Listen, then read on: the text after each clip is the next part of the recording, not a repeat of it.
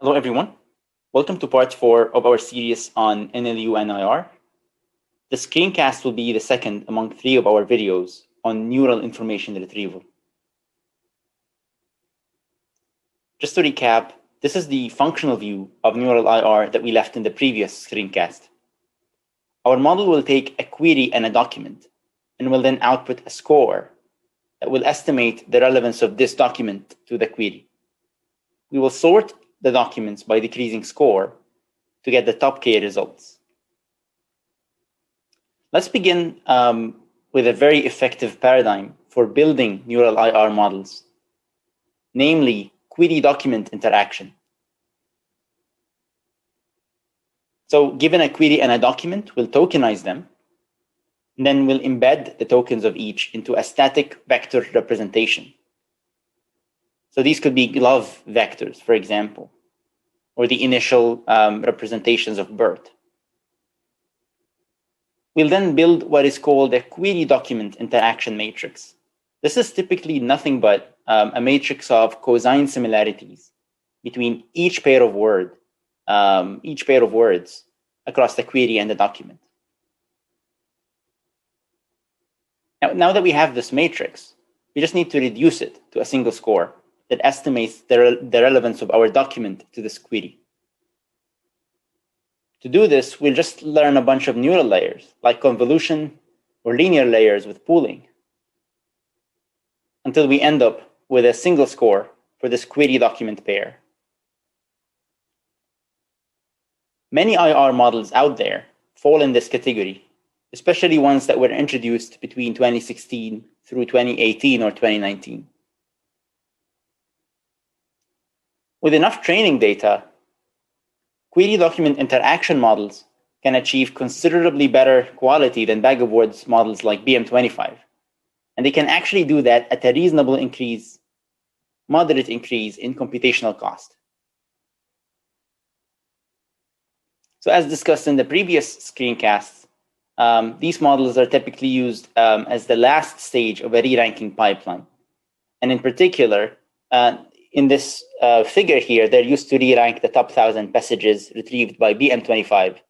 And this is done to make sure that their latency is acceptable while still improving the MRR and the quality over BM25 retrieval.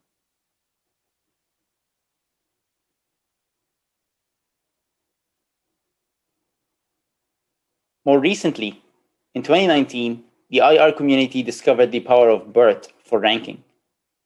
Functionally, this is very similar to the paradigm that we just saw with query document interactions.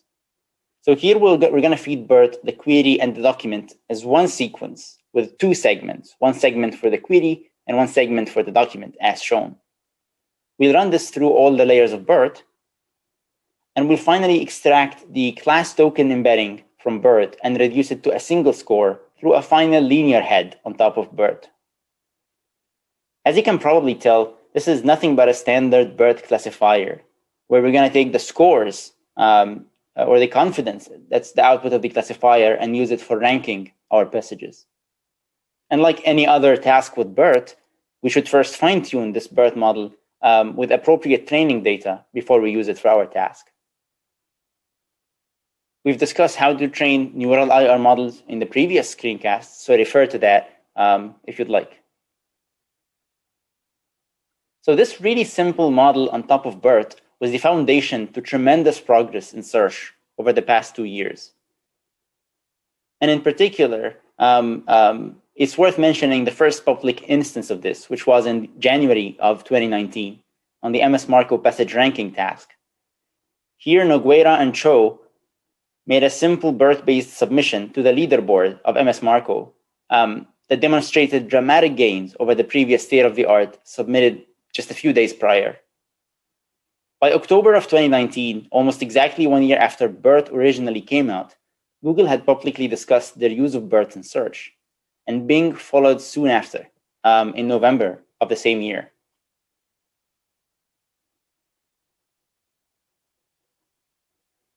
But the story is actually a bit more complicated. These very large gains in quality came at a drastic increase in computational cost, which dictates latency. and which is very important for user experience in search tasks, as we've discussed before. So over simple query document interaction models like Duet or conv-k-NRM, Noguera and Cho's BERT models increased MRR by over 8 points, but also increased latency to multiple seconds per query. And so here it is natural for us to ask ourselves the question, if we could achieve high MRR and low latency at once. And it turns out that the answer is yes, but it will take a lot of progress to get there. And we'll try to cover that in the rest of the screencast in the next one. So let's get started with that. So to seek better trade-offs between quality and latency, which is our goal, let's think about why BERT rankers are so slow. Our first observation here will be that BERT rankers are quite redundant in their computations. If you think about what BERT rankers do, they need to compute a contextualized representation of the query for each document that we rank. So that's 1,000 times for 1,000 documents. And they also must encode each document for every single query that comes along that needs a score for that document. Of course, we have the documents in our collections in advance, and we can do as much pre-processing as we want on them offline before we get any queries. So the question becomes, can we somehow pre-compute some form of document representations in advance, once and for all, using these powerful models that we have like BERT, and store these representations or cache them somewhere so we can just use them quickly every time we have a query to answer? This will be our guiding question for the remainder of this and the next screencasts. Of course, it is not actually obvious, yet at least, if we can pre-compute such representations in advance without much loss in quality. For all we know so far, there might be a lot of empirical value in jointly representing queries and documents at once. But we'll put this hypothesis to the test. The first approach to tame the computational latency of BERT for IR is learning term weights. The key observation here is that bag of words models like BM25 decompose the score of every document into a summation of term document weights, and maybe we can do the same.